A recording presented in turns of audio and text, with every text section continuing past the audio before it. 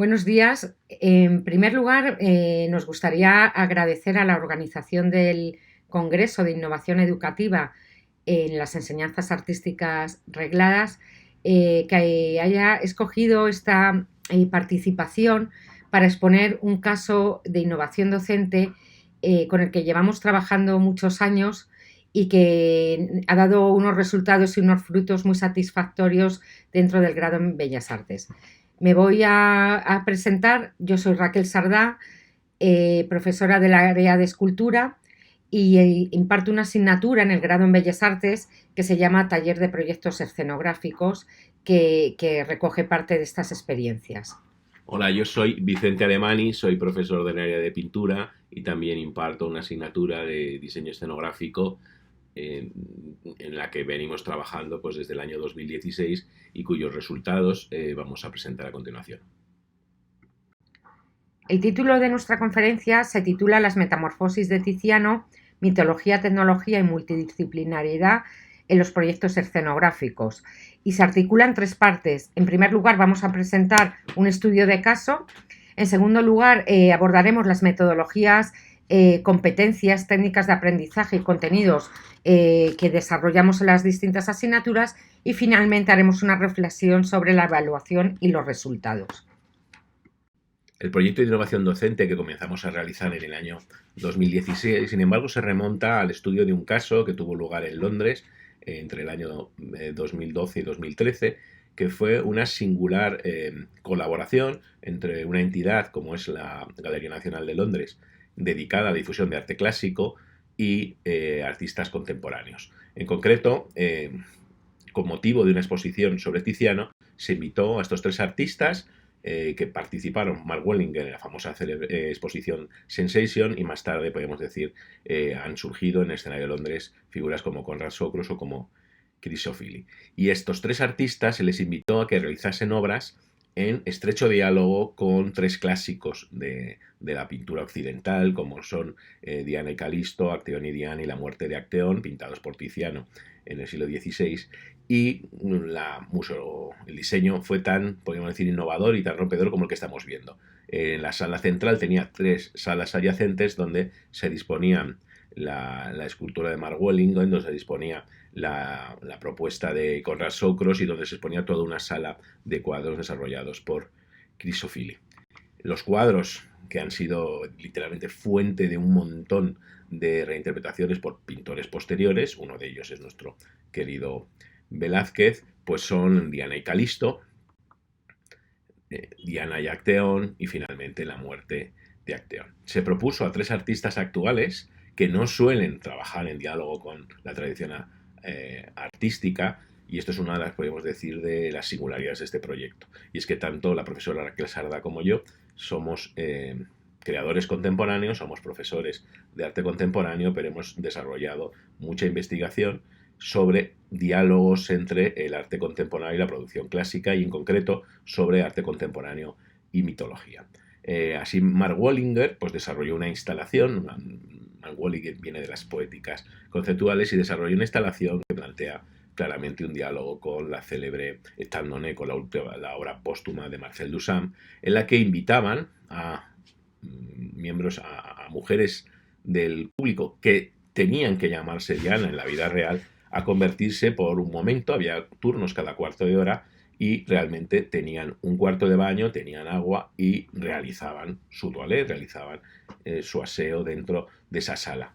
La obra está dialogando, pues claramente, como decíamos antes, con État donné de Marcel Duchamp, pero también con toda una tradición, por ejemplo, de las toilettes de Edgar Degas. Ahí están las voluntarias que quisieron participar en este proyecto como sujeto y como objeto de esa toilette, y luego los espectadores pues contemplándolas por los distintos agujeros, el agujero de la cerradura, esta especie de ventanitas, y podían observar dentro pues toda una iconografía que ya es clásica y que fue en su momento fijada por Tiziano Becelio en Venus ante el espejo. Por su parte, Conrad Socros presentó una pieza, siempre trabaja basándose en construcciones que tienen que ver con la tecnología, en este caso era un robot, y la propuesta que hizo para la National la tenemos aquí, ¿no? A la izquierda estamos viendo el cuadro de Tiziano, Diana y Calisto, a la derecha tenemos la muerte de Acteón, y justo en el centro, en la sala adyacente, estaba Trofeo. Trofeo básicamente es una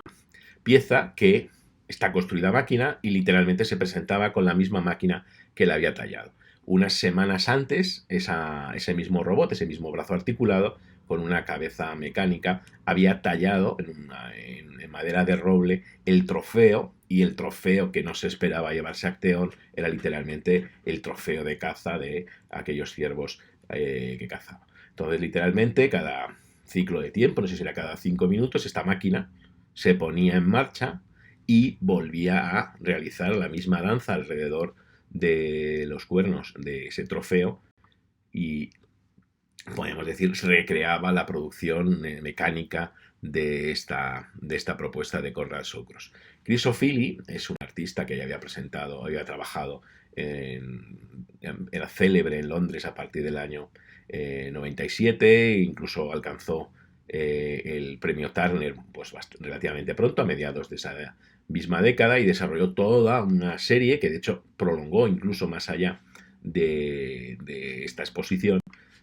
viendo coincidencias entre las mitologías que él suele manejar, que son mitologías africanas, las de Ovidio, incluso las de la isla Trinidad, donde habita desde el año 2005. Realizó toda esta serie, que se subtitula siempre Ovidio, Ovidio y el destino, lo tenemos a la izquierda, Ovidio y el deseo a la derecha. Vemos aquí claramente pues, los diálogos entre arte contemporáneo y arte de la tradición. Y en esa sala que le concedieron, pues tenemos aquí Ovidio y el baño a la izquierda, Ovidio y el ciervo y Ovidio Acteón. La experiencia en concreto,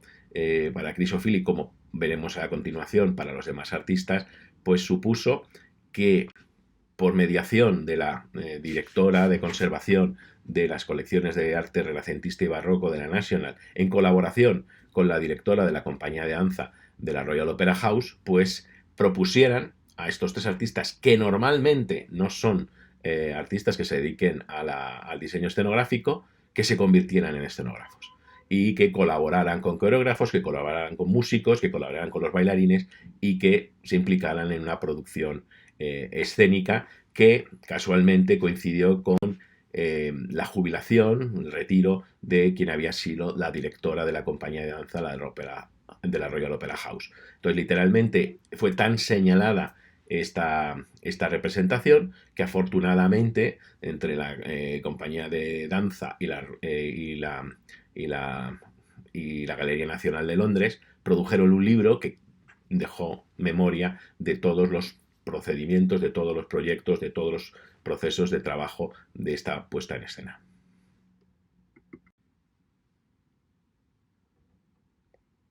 Tomando como referencia el estudio de caso que anteriormente ha expuesto el profesor Vicente Alemany, nosotros proponemos a nuestros estudiantes realizar un proyecto similar que explicaremos a continuación. Toda la metodología que usamos prácticamente a lo largo de la asignatura es aprendizaje por proyectos y vamos siguiendo todas las distintas fases.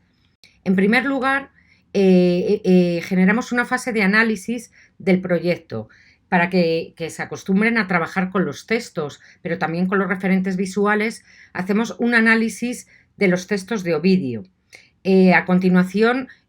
hacemos todo el análisis estético y procesual que se sigue en este proyecto de Titian Metamorphosis, porque realmente abarca todas las disciplinas prácticamente que trabajamos en el grado en Bellas Artes y que ponemos en práctica en esta asignatura. Posteriormente también hacemos un análisis conjunto de las distintas propuestas escenográficas que se plantean. Miramos los referentes que utilizaron los autores del proyecto Titian Metamorphosis para generar sus propias propuestas, como son las genealogías de las creaciones que plantean. También nos parece muy interesante hacer un análisis de la iluminación y por eso ponemos el foco en Vittorio Storaro y en su producción. Y finalmente hacemos un análisis también de una aproximación analógica entre Velázquez y Tiziano, que es el punto de partida del proyecto escenográfico que les pedimos. También tenemos en consideración todo lo que tiene que ver con el análisis mitológico, los símbolos, los referentes y cómo se manifiestan estéticamente en las propuestas. A partir de ahí se plantea a los estudiantes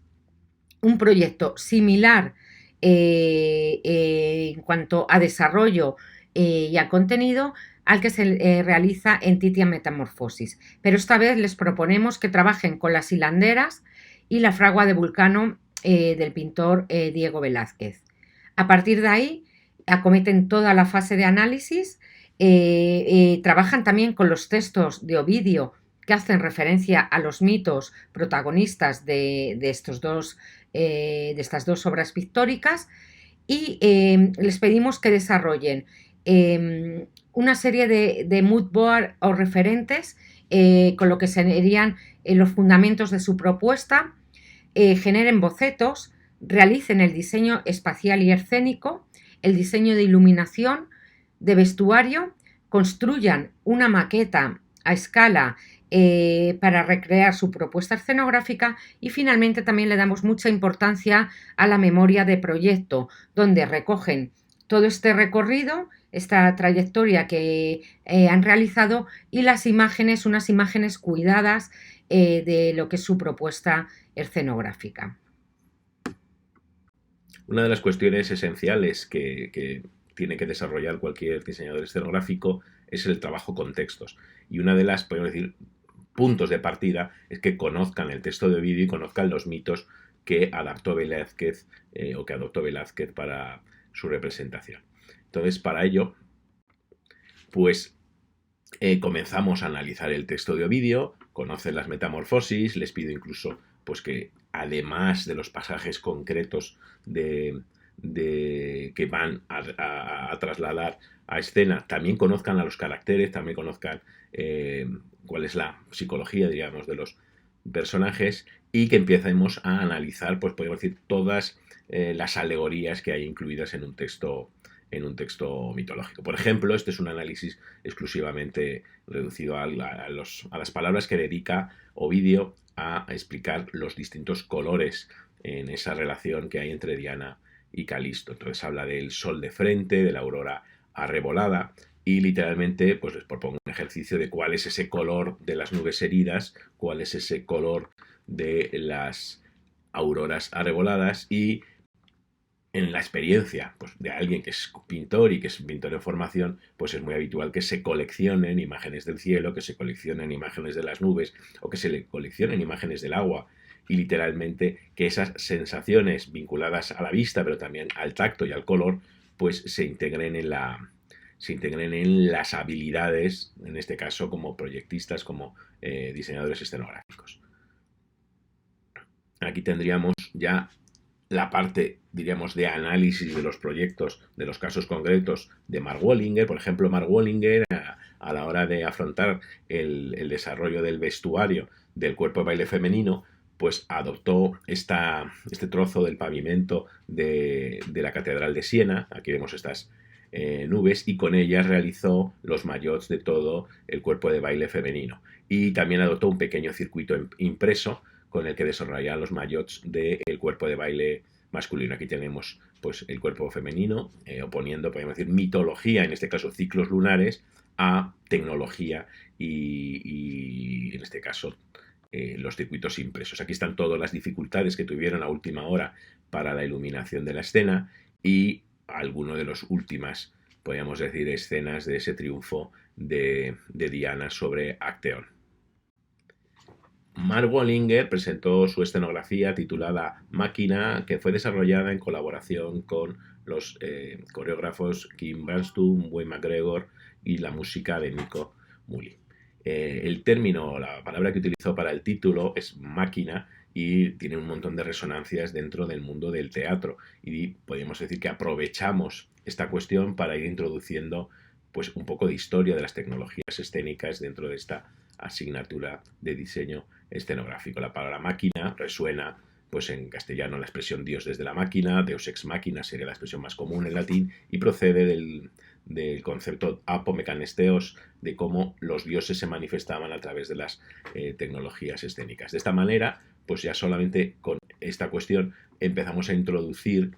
conceptos estéticos y conceptos escénicos importantes en ese análisis de caso, y vamos introduciendo relaciones que hay entre las geometrías, las tecnologías y las propias propuestas. Por ejemplo, este es un telescopio del siglo XIX y podemos ver que en su configuración y en su movilidad pues está casi evocando la pieza con la que desarrolló su obra Konrad Sokros. Aquí están las 7 estaciones de esa mitología, y algo muy interesante, y es que para desarrollar su obra pues colaboró, en este caso vectorizaron los movimientos de uno de los bailarines principales de la obra, y a través de eso enseñaron literalmente a moverse a esa máquina escénica. Que tenemos al propio Konrad Sokros con unos detectores de esos movimientos enseñando a su máquina a moverse, ¿no?, a través de la vectorización. Luego también planteamos fundamentos, podríamos decir, de la estética de la danza moderna y realizaciones, podríamos decir, o metáforas que también proceden de arte contemporáneo. Aquí tenemos esta especie de cuerpo convertido en arco, y podemos localizar más antecedentes de estas piezas en obras de Alberto Giacometti. También utilizó el propio dibujo que hacía la máquina para las mallas de los personajes masculinos que salían en la representación, y vemos que todo este interés por estas formas concéntricas, por estas espirales, por estas formas derivadas, pues lo comparte con uno de los artistas pues más influyentes. Ya lo hemos visto en Mark Walling, lo volvemos a ver en Konrad Sokros, que está muy interesado en las máquinas de rotovisión y en las máquinas de dibujo de Marcel Duchamp. Un caso, decíamos antes, muy curioso, es que no solo los bailarines enseñaron a moverse a esa máquina, sino también los bailarines aprendieron a dialogar, a moverse como la máquina. Todas estas, podemos decir, metáforas y todos estos dispositivos tecnológicos pues también nos permitieron ahondar en uno de los proyectos esenciales de la tecnología moderna, como es el proyecto Apolo, y poder literalmente hablar de todos esos cuerpos sometidos a la tecnología. Finalmente, la iluminación pues la tratamos a través de esta obra de Konrad Sokros, y pudimos ver toda la significación de la luz, de ese punto que se iba moviendo a lo largo de la representación, que adquiría la connotación de un planeta, de una estrella, del sol o de la luna, dependiendo del color y del calor, de la temperatura de la iluminación. Y aquí vemos algunos de los momentos pues, bueno, decir, de más carga dramática de esta adaptación a danza del mito de Ovidio, y sin duda el momento más mágico era cuando se retiraba la pantalla y aparecía literalmente la victoria de la diosa sobre el mortal, la victoria de Diana sobre Acteón, y veíamos que su gran aliado era la tecnología, era ese brazo mecánico. Y así, junto a los alumnos, en las sesiones teóricas y de manera conjunta y colaborativa, vamos analizando los distintos elementos estéticos, por ejemplo, esa tensión entre lo analógico y lo tecnológico, elementos mitológicos, elementos que tienen que ver, por ejemplo, con estas conexiones con los cuerpos celestes, o en algunas cuestiones con reflexiones sobre el propio texto. Y a la vez lo que vamos haciendo es ir analizando las propuestas de los autores de Titian Metamorphosis y hallando todos estos componentes o estos conceptos, pues por ejemplo, a través del análisis del vestuario, en este caso el vestuario de Diana, para que los alumnos sepan identificar por qué los artistas han hecho uso de determinados colores o determinados recursos artísticos y estéticos en sus propuestas. Y vamos como desgranando y tirando poco a poco del hilo. Por ejemplo, aquí vemos una de las decorados que Chris O'Feely hizo para Diana y Acteón. Vemos las dimensiones, pero también les mostramos cómo se trabaja en la producción artística actual, qué escalas manejamos o qué recursos plásticos se van empleando. Y se va haciendo un análisis de todos esos elementos, también buscando referencias en los textos o en autores que influyeron en la creación de los artistas, como puede ser por ejemplo, este análisis del término ninfa y su relación con los nenúfares, y se buscan estas analogías, por ejemplo, en toda la obra de Monet. Y además se refuerza la idea, por ejemplo, la importancia que tiene el círculo con esa conexión con los cuerpos celestes, o cómo la tuvo en esos baños, en ese baño turco de Ingres, por ejemplo, y cómo eso queda patente y evidente en la propia propuesta artística. Finalmente se hace un breve estudio del color, de la iluminación, del color de los decorados, y se analizan el significado dramático de cada uno de estos cambios en la escala cromática durante la danza, durante la función.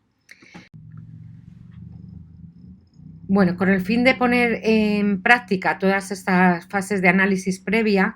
lo que les proponemos es desarrollar un proyecto escenográfico similar al que hemos trabajado de una manera analítica con Titia Metamorfosis, tomando como referencia la fragua de Vulcano y las hilanderas de Velázquez. Además, como punto de partida, les pedimos que busquen información sobre Vittorio Storaro y todos sus trabajos en la dirección de iluminación, puesto que nos resulta muy interesante todos sus fundamentos y su idea de escribir con la luz. Y puesto que estamos conectando texto, luz, color y diseño escenográfico, nos sirve como punto de partida para también realizar esos estudios cromáticos, e incluso que también indaguen en el trabajo y en las relaciones que existen entre estas obras y los 4 elementos, y lo lleven a la práctica a través de su proyecto. Una vez hacen unos estudios espaciales de las obras de Velázquez, les pedimos que aborden estos cuadros como si fueran unas escenografías, donde se analiza especialmente los distintos planos que hay en cuanto al espacio, lo que hay en primer plano, lo que se encuentra al fondo, cómo están iluminadas las figuras, cuáles son las escenas principales o los actores principales de la escena, qué elementos quedan en un segundo plano, y así luego ellos puedan trasladarlo a sus propios diseños. Y además les proponemos algunas lecturas, como son las Metamorfosis de Ovidio, donde se abordan estos mitos precisamente, y alguna lectura como que tenga que ver con el tema de la historia de las religiones, como es Alquimistas y Herreros de Mircea Eliade. Por ejemplo, aquí estamos viendo este primer análisis espacial y lumínico. Les solicitamos que dibujen la fragua de Vulcano desde distintos puntos de vista, para que entiendan cómo se distribuyen las figuras por el espacio, y eso se aprecia muy claramente en los dibujos de análisis cenital, o que hagan un estudio de la luz, que vean, que identifiquen que este cuadro está formado por unas luces frías y por unas luces cálidas que demuestran aquellos elementos más terrenales, más relacionados con Vulcano, mientras que los azules se centran más en el propio dios Apolo. Y además le pedimos que en esos casos vayan relacionándolo con los textos de Ovidio y vean cómo un texto tiene su análogo o su punto de partida en la propia expresión plástica. También vamos buscando estos referentes, ¿no? Por ejemplo, conectando los propios personajes, ¿no? Apolo, Vulcano, Venus y Marte, y buscando el significado de estos términos. Digamos que vamos como tirando de la madeja hasta y viendo esas conexiones pues con la luz, con la música, con las artes, pero también con los elementos celestes en este caso, ¿no? Para que vayan generando su propio imaginario visual. O eso mismo vamos haciendo con Vulcano, ¿no? Mostrarles referentes que pueden suponer un punto de partida en su propia propuesta escenográfica. Y también les sugerimos que no siempre los referentes artísticos se encuentran en obras previas o en autores previos, sino que la propia naturaleza es la que nos va facilitando imágenes que se acaban convirtiendo pues todo en un mapa para nuestra creación audiovisual. Y finalmente también hacemos lo mismo con Venus. Vamos buscando estas analogías, analizamos con ellos el porqué de estas imágenes, de los planetas, qué texturas tienen, qué rugosidades, qué colores, para que ellos finalmente vayan construyendo su propia escenografía. Y asimismo también se lo proponemos con Marte. Finalmente hacemos el estudio de color de las hilanderas para que vean cuáles son los colores predominantes mediante un ejercicio de abstracción y cómo sería este espacio, la escenografía de este espacio, si no hubiera autores. Cómo se ilumina y qué elementos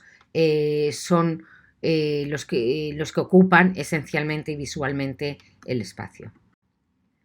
También les ofrecemos algunos referentes visuales para que ellos encuentren los suyos, ¿no? En este caso estamos comparando o tomando como referencia La habitación roja de Louis Bourgeois o el propio Marcel Duchamp con estas 16 millas de cuerda. Lo que perseguimos con estos referentes es que cuando les pidamos que hagan la representación de este mito de Aracne, por ejemplo, no recurran a lo más clásico, que es poner una araña o poner una rueca y un huso, sino que les sugerimos que esta idea de telar, de tejido, de estar atrapado, o las propias representaciones que tienen que ver con el mundo textil pueden ser muy amplias y van mucho más allá de lo evidente. Y realmente esto es lo que se persigue prácticamente con todo este ejercicio de análisis, ¿no? Y que es fundamental también extrapolarlo a otras asignaturas. Nuestro imaginario visual debe ser amplio para que nuestras propuestas sean transgresoras realmente, porque si no caeremos en los clásicos ejemplos de asociar a Venus únicamente con el planeta o asociar Aracne únicamente con una araña. Y además nos permite indagar en las poéticas de las imágenes, que es algo que es también fundamental para lo que es el ámbito de la creación plástica y visual. A lo largo de los últimos años hemos comprobado que estas prácticas innovadoras pues han, podemos decir, ampliado enormemente los resultados, han generado pues unas dinámicas de indagación, de investigación en referencias visuales, y sobre todo lo que pretendíamos era integrar conocimientos, es decir, conocimientos que se dan en asignaturas previas de historia del arte, de estética o de representación geométrica, se incorporen ya como un cuerpo en una de estas primeras asignaturas de proyectos, que luego tiene proyección en diseño escenográfico de tercero, en cuarto en el taller de proyectos de diseño escenográfico, y la profesora Raquel Sardá podrá ahora valorar pues cómo han repercutido en la llegada de esos estudiantes que han pasado previamente por este proyecto. Gracias a esta preparación previa que realizan en la asignatura de tercero, cuando llegamos a cuarto ellos ya son capaces de trabajar adecuadamente con los textos, y las propuestas que hacen son mucho más arriesgadas, mucho más innovadoras, hacen un uso y una mezcla de lo analógico y lo tecnológico, y realmente se nota un salto, porque ya nunca vuelven a las propuestas más obvias y más tradicionales, sino que siempre van buscando algo diferente y diferenciador. Con esto queremos finalizar esta ponencia. Agradecemos de nuevo su atención y desde luego muchísimas gracias a los organizadores del Congreso porque nos parecen un marco excelente, un foro excelente para poder dar a conocer estas propuestas que no solo aportan innovación en tecnología, sino que provocan una renovación metodológica en lo que son las enseñanzas de las artes plásticas. Muchas gracias. Muchísimas gracias.